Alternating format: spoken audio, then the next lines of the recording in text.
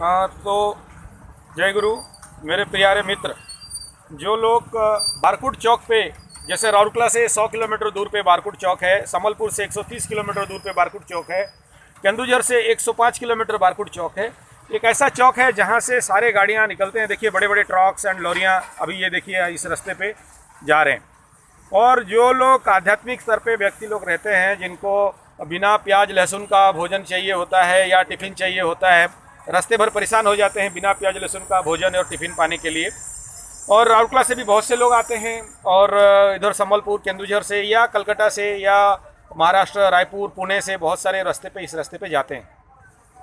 तो ये जो हमारे सामने है प्रफुल्ल भाई बैठे हैं, खड़े हैं, इनका ये छोटा सा रेस्टोरेंट है जिसमें आप आओगे इस बारकुट चौक के ऊपर तो बिना प्याज लहसुन का शुद्ध शाकाहार, मांस मछली अंडा रहित, प्याज लहसुन रहित आपको बढ़िया तला भुना।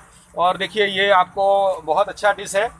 ये मिल्क केक बनाते हैं और छेनापुड़ बनाते हैं, और ये पकौड़ी बनाते हैं, ये ककरा भी बनाते हैं, और उनके पास बहुत सुंदर चाय भी अवेलेबल हो जाता है।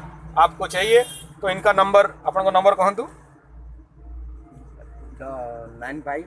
91